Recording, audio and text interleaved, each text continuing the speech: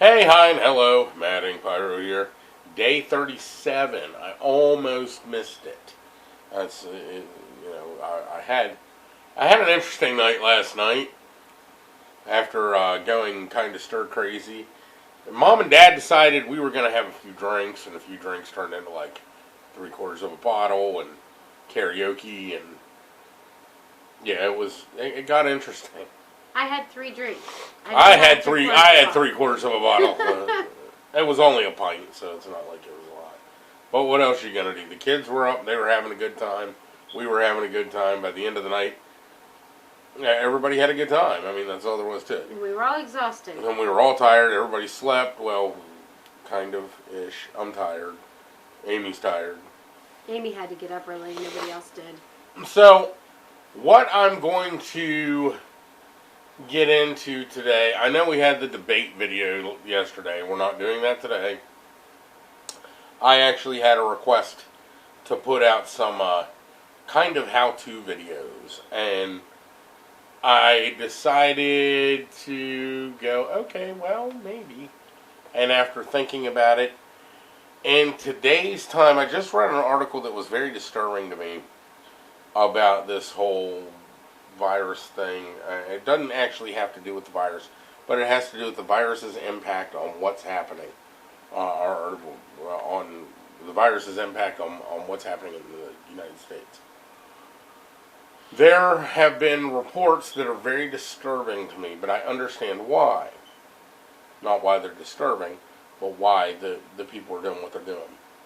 Down in Florida and over in Southern California, where a lot of our vegetables are grown for restaurants, supermarkets, whatever, the farmers aren't harvesting the ripened fruits. They're not harvesting them because the restaurants aren't buying them. The restaurants aren't buying them because they're closed down.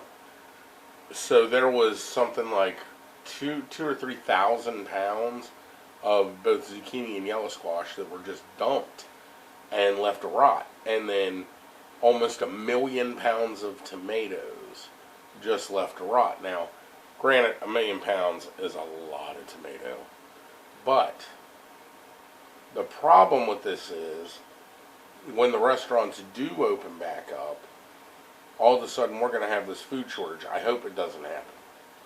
But the whole dynamics change. Now, instead of wholesaling food to restaurants and cafeterias and schools and stuff like that, they're rerouting them to the grocery stores. Well, that's noble and that's great, but the grocery stores aren't purchasing large quantities like the restaurants would, or any other retail business. So it's kind of a dilemma. It's a very, I hate to see food wasted, which that's why I'm making this video in particular. I'm not going to say I'm a pro at it, because I'm not. I still learn. I kind of have an ace in my back pocket, though, and I'll explain that in a minute. I've been known to, I don't want to say hoard, because hoard's not the right word. Several years ago, me and Amy and the kids, well, at the time it was only the kid, and then it turned into the 2 kids. We were living in income-based housing in Cumberland, Maryland. Now, that being said, times were tight, money was short. I do get disability now. Amy gets disability now. We're on several different programs that help with our housing costs. Y'all know that. I've already explained all that. So I had to find the cheapest way to get the most food I could possibly get and be able to hold on to it. So I would go to the local farms that we had back home. I would go to other food distribution points, like there was a store back home, and shout out to all my Cumberland peeps, the Fruit Bowl was a good place to buy cases of vegetables, peaches, apples, all that kind of stuff. and then you could go to like Higson's Farm and buy cases of corn or tomatoes or And the most local farm was Stegmaier. actually Stegmaier's. Stegmaier's. Man, they had these plum tomatoes. She still grows them. They're plum tomatoes, Italian plum tomatoes. They're just phenomenal. If you guys ever get down that way, hit Stegmaier's. Tell her Will Myers sent you. She'll know who I am. She's Hopefully. She was my gym she teacher in grows elementary school. amazing produce, and it's all organic. It's all homegrown on her little like 2-acre farm there, and she doesn't produce a whole lot. But if you're in good with her, you get pick of the litter, basically. And anything that she grows and she sells is, oh my gosh, the Oh, quality is amazing. yeah, the qualities. If there were high-end bistros in Cumberland, they would buy from her because her produce quality is just second to none. Not saying anything bad about Higson's. Higson's is good, but Higson's is a lot bigger production, and they don't pay as close attention to the quality as what she does. I mean, if there's a bruise or a blemish on that tomato, it's put on a discount table for 5 cents. You know, and when you buy a case of plum tomatoes, they are pristine, picture perfect, beautiful, ripe, vine ripe. Oh God, those tomatoes were so good. I wish I could still get them, but I'm here on the Eastern Shore now. I've got to find some local places here. There are a lot of fruit places. There's a lot of fruit stands and vegetable stands, and I'm sure I can get it in bulk from them. Unfortunately, the one down the street doesn't sell in bulk, which I was rather upset about. Yeah. But there's one up the road here that I will be checking out this summer for stuff like that. Anyway, all reminiscing on the wonderful tomatoes I used to get put aside.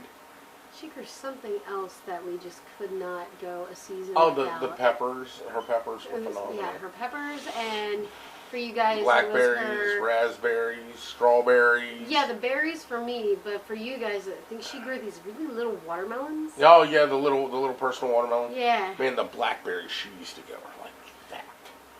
I mean, they were freaking enormous. You could eat 2 of them and be like, okay, that's enough. Yeah. Her strawberries they're just, she grows really good shit. If you guys get down there, go there. It's a generational farm. Yeah, and it's been in her family for years and years. I think they've been open since the 50s or something. I can't remember. It's been there for a long time, and it's really good stuff. So anyway, all reminiscing put aside, brings me to the subject of this video, which is food preservation. When you get fresh food, and some people may know how to do this, some people don't know how to do this. I mean, Christ, there's kids out there right now that can't even run a microwave. So, you know, asking them to vacuum seal or can something is completely out of the question. I'm sorry, I'm shaking my head because we teach our kids how to cook. Well, we teach them how to cook, how to frickin' clean, how to vacuum seal, can, all of it. We do it all. I did do prepping for a little while, and when I say prepping, I mean I was doomsday prepping. I had bug out bags for all of us, MREs, canned vegetables, ammunition. I went a little nuts with it, so I kind of backed off from that. That was when his disability started. And So now he needed to fill the emptiness, I guess. Now, I'm doing it realistically. You don't need, 9 billion rounds of ammunition. You don't need a bug out location necessarily. Right now, anyway, you don't. Now, don't get me wrong, I still have all that stuff in place. I'm better safe than sorry. But I don't... If I see something I could use in that situation, I'll pick it up. I'm not running around going, I gotta have. Anyway, so getting off the subject there again. Mm-hmm. I'm going back onto the subject. So we're going to discuss canning today. And this video might run a little long because I'm going to basically do canning 101. And what I mean by 101 is I'm going to give you a basic rundown of both equipment that you need and I'm not going to give you any proper ways to do anything. But basically, we're going to run over the equipment that you need and why you need it. So the first thing for at-home canning that you need is what? The jars. No. You need what you're going to can. That's going to determine what you're going to use. I'm learning along with the kids. Now, just let's so say, you know. let's say we got 5 cases of tomatoes at a really good price, but they're really super ripe. What do we do with them? Super ripe? Like perfect ripe, like toasted tomato sandwiches, perfect Okay, ripe. so normally when we were non-keto, we would save like 3 of them for toasted tomato sandwiches Which are phenomenal. and burgers. I miss them so much. And then the rest of them we would turn into a really good sauce because you didn't want to can them. Or diced tomatoes. But you didn't want to can the really, really ripe ones like that because the canning process would have turned it into mush and it would have been like Well, that's sauce anyway. sauce. Yeah, that's sauce. So, Okay, so you have really to good have sauce. you have to have your stuff that you're going to process. Now you can process 2 or 3 jars of something. That does not hurt anything. When I can. The second thing you need, and when I say that, I mean I can in bulk. It's not a joke and it's not any secret. I will process 100 pounds of tomatoes in a day. Guys, And- I think we have like an overabundance of either applesauce. Oh yeah, or applesauce, apple some butter. kind of jelly over there that our kids won't eat. No, they eat it. It's just we've had so much of it that they got sick of it. Anyway, I had this jelly thing there for a while too. I was making jelly out of everything. We had a shelf that was like, Almost as long as this couch. yeah. It was and so loaded with jelly, it 4 foot almost fell high? off the wall. Because I was making jelly out of everything. But we'll get into jellies later. Jellies are a different monster. Anyway, so you have to have your product, and then you have to know what you're doing with it. So you decide what you're doing with it. Either you're going to dice it and make canned tomatoes. You're going to juice them in canned tomato juice. You're going to puree them and make tomato sauce or tomato puree, depending on which way you process it. You're going to can them whole, which requires you to kind of... Most whole tomatoes are skinless. And that's about it. That's your options for basic tomatoes. Now, I'm not saying make pizza sauce, make this, make that. We're doing basics. Same thing with anything else. Peaches or green beans or tomatoes are just one of the easier ones to do. So that's where I'm starting you guys out at. So you take your tomatoes and you decide what you're going to do with them. At that point, you need to process them, which means you either cut them up into your dices, you cut them up and strain them off for your sauces or juices or whatever you're doing. So you prepare your product. Now, once that's done, you have to go out and you have to get jars, right? That's where these guys come in.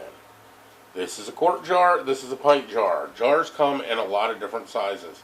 I've found that the most common ones are quart and pint. You can get quarter pint, you can get weird sizes too. They got like these long skinny ones that I love for jelly. And then they got like quarter pint ones that are really short, which are great for spices and small. Like, let's say you make sauce for, I don't know what, like, I don't know. Or you want to make individual jellies to give as gifts or whatever. They're perfect for that. But they're also good to can small portions of stuff. Let's say you make a really, really good hot sauce, but you only use a little bit of it at a time. Those quarter pint jars are perfect for that. So anyway, so you got your jars, and there's, like I said, the type of jars are all over the place. You can order them from a place like All Container. You can get them at the supermarket. You can get them from Walmart. You can get them from the dollar store. It doesn't matter. Just make sure they're made for pressure canning. If they're not made for pressure canning, do not try to pressure can them. You will blow them up. Yeah. Pressure canning is a whole nother monster we're going to get into later. And I don't mean later today. I mean like another video, at least. So this is going to be my canning series, I guess. Sure. So you get your jars, and then you have to get your lids and rings. Now, if you buy a new flat of jars, which is a dozen jars, it will come with a ring and a lid. This is a lid, this is a ring. Jar lid, jar ring. Make sure when you buy jar lids and jar rings, they fit your jars. These are regular mouth. They fit right on there, and you screw this down really tight. So you put your product in there, screw it down as tight as you can with your hand. Set it aside. This is a wide mouth jar. I'm out of lids right now, so but you can see the difference. Wide mouth, regular mouth. Wide mouth are great for jellies and butters and stuff like that because you can get in there. These are better for like thin soups, tomato sauces, Chili's stuff like that. Chili. Taco soup. Yeah, any type of soup really. And the reason is you can't really get, well, some vegetables, pickles work good in these. You can't really get into the mouth of the jar, whereas you can here. So that's the difference in the jars. I prefer the wide mouth jars over any of them anyway. You're cutting off circulation of my leg. Sorry. My knee was hurting. Amy decided to use my leg as her leg rest. Yeah. So the next thing you need is a hot water bath canner. Now, I know that sounds like, oh my God, the price. A hot water bath canner is nothing more than a big pot of boiling water. Now, if you go out to Walmart, you can pick one up, an actual hot water bath canner. You can pick one up for probably $30. And it has a little rack in there that you set your jars in so they don't rattle together. You don't need all that, guys. Go out and find the biggest stock pot that you have. Fit as many jars as you can with them floating in there. Turn the water on high and let them boil. You let tomatoes boil for about 45 minutes, roughly. What you're doing is you're bringing up the heat of the contents of the jar up to the point where they're almost boiling. And that will then pressurize the jar. And what I mean by pressurize the jar, when you take that jar, after you get, well, hold on, I'm jumping the gun again. After you let these process, 45 minutes in boiling water, you pull them out, get yourself a jar lifter. Yes. Jar lifting tongs. If you don't, you're going to burn shit out of yourself. Mm-hmm. They kind of clamp down here. I have like 4 pairs of them. I should have brought them out and didn't. I'm saying, go see if you can find my jar lifting tongs. I'll show them to you. They're really neat. Anyway, once you pull them out, you're going to want to set them someplace that they can cool. In that time frame, as they're cooling, you're going to start hearing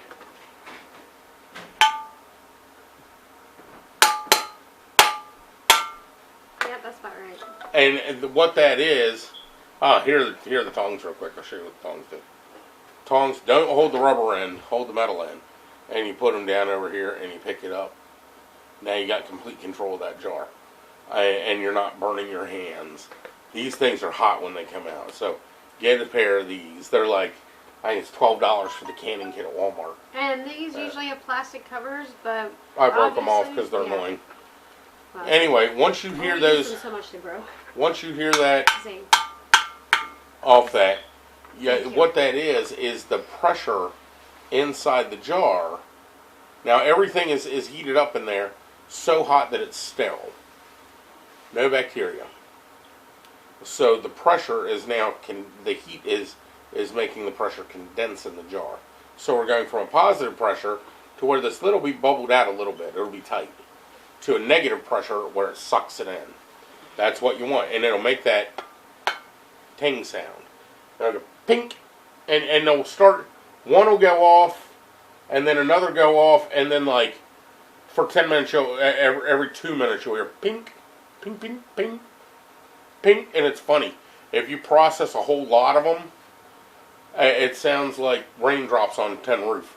Yeah, it does. It does. We did, 150 jars that one day, and that's all we heard for like hours. Yeah. Tink, tink, tink, tink. Now, this has a rubber seal around the edge.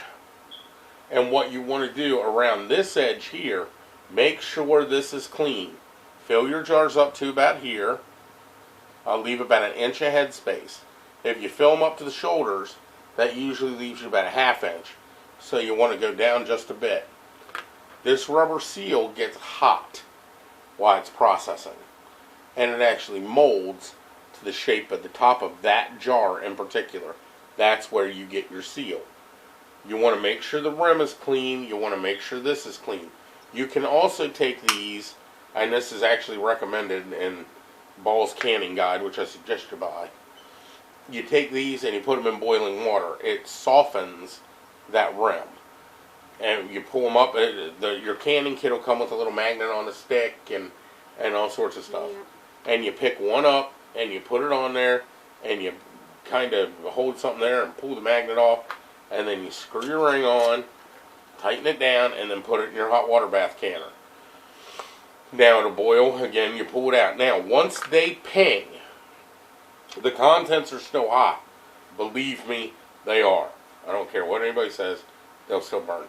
So what you want to do is, as quick as you possibly can, and guys, I've got to mess with my phone here a little bit. As quick as you possibly can, you remove this ring after they cool. Remove the ring and store it just like that. You can write down on the top here in Sharpie what the product is, what year you processed it, and what month you processed it. The day doesn't really matter. Yeah. And then usually it's good for 10, 15 to 20 years after you can it and store it. I've got food on my shelf back from 2012 that we still eat to this day. And it's just as good as the day we put it in there. It's a little discolored. Now, sometimes processing the stuff will discolor it, but you're doing stuff that normally isn't done this way, you know. And the big factories and stuff have different ways of processing theirs. That's why, and they put chemicals in it. They're putting like all sorts of stuff in it, preservatives and color retainers and this, that, and the other thing. This is tomatoes, salt, and water when I do my tomatoes. It's a pinch of salt, tomatoes, and water. Yep. And usually not even that much water because I use the juice from the tomatoes from cutting them or whatever to pack my tomatoes in. And so it doesn't get any better than that. Your food's healthier. It's processed the way you know what goes into it. And it lasts for years. So that is basic hot water bath canning 101. Basic. I mean, very basic. You guys can go online very easily to check out different websites and what they recommend. I suggest you go on the Ball Home Canning website. Ball is kind of like the gold standard for anybody canning. Now, I was talking about that ace in a hole. I can some weird stuff sometimes. I have canned bacon.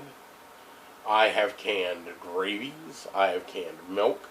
And I've canned butter. And you're not supposed to do that. The reason is the FDA doesn't approve of you doing that because if you mess up, you're creating botulism. If you don't know what botulism is, it's not good. It is a bacteria that literally can kill you. It shuts down your liver and kidneys and can kill you. It's scary. So, if you have like mold or anything like that on top of anything you can, throw it out and get a different jar. If the lid's bulged up after you process it, like 2 weeks from now, if it's bulged up, stick it outside. The thing's gonna blow up eventually. It's fermenting. That means you didn't get it hot enough. You didn't kill the yeast. There's a lot of ins and outs. Anyway, I said that I had an ace in the hole. My sister-in-law, I call her my sister because she's just a wonderful person like that, is a master food preserver. My family has canned and preserved everything for years and years and years. That's why I know how to do this. There are some iffy stuff like the butter and sausage patties and bacon and all that stuff that you're not supposed to be able to preserve. But when you have an ace in the hole, I can call her up anytime I need to and go, hey, I'm trying to can this. Is that possible? And the first thing she tells me is, the FDA doesn't recommend it. But this is how you do it. So, she's a wonderful person, wonderful person. And don't probe him for that information because he probably won't give it to you. No, not until you're advanced into canning. If you've been canning for 20 years, and you want to know how to can bacon, I'll tell you. If you've been canning for 3 days and want to learn how to can bacon, there ain't no way. It is a tedious process at best, and you really have to make sure you get it right. If you don't, you can end up sick, or worse yet, even dead. So, there you go, guys. That is the introduction to hot water bath canning 101. So you're done? Because I have an interesting way to kind of close this out. You got about 3 minutes, 4 Oh, that's minutes. enough. That's enough. All right. So since Well, we as I a want family... to close something. I want to say Oh, something. okay. too. All right. Sorry. Go ahead. Well, no, go ahead and say it, but Oh, be quick. Okay. What so are you? Hold on. What are you saying? This is our life normally, people. We don't hide. since we have Last been night- processing with canning, like doing this whole thing as a couple, Yeah. what are your 2 least favorite things that you've canned? And then what are your 2 favorite things that you've canned? My 2 least favorite thing. The Italian sausage did not turn out well. I'll explain that I one knew that later. was one of them. The other thing is I did can meatloaf once, and that didn't. You loved it. It wasn't bad. The kids liked it. I myself did not like it. My favorite thing that I've ever canned would have to be, well, my chili, because it holds well, Yeah. and my hot pepper jelly. I absolutely love that hot pepper jelly. That's something my mom used to make back when I was a kid, and she only made it around Christmas time. And I remember dumping that stuff out on cream cheese and just sitting there devouring it. So I don't know if it's nostalgia that gets me, or if it's the flavor of the hot pepper jelly that gets me. But that's one of my favorite things to can. So my 2 least favorite were the carrots, because I hate canned carrots, Yeah, carrots get a little mushy. and vegetable soup. I would eat. I've never eaten vegetable soup. You can ask my siblings if you know them. I hated the stuff growing up. We I got started 2 having minutes. his, and I loved it. He canned it. It's disgusting. My 2 favorite are the meatloaf and green beans. Yeah, green beans are good too. So anyway, guys, that's going to wrap it up. Stick around because I may have a video for you guys in the next couple days that's not even going to have to do with the keto adventure, not going to have to do with canning. It's a surprise, and I'll let you guys know tomorrow. So get healthy, get happy, and I'll see you guys later.